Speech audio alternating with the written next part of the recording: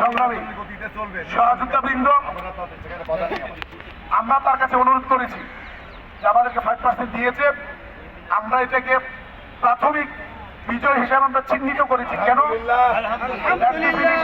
আমি কেন বলেছি? কারণ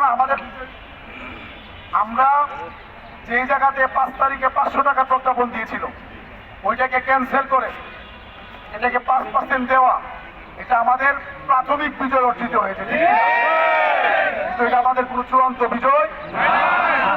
আমরা ইতিমধ্যে জানিয়ে দিয়েছি আমাদের যে লক্ষ্যমাত্রা ছিল, যে উদ্দেশ্যকে নিয়ে আজকে সারা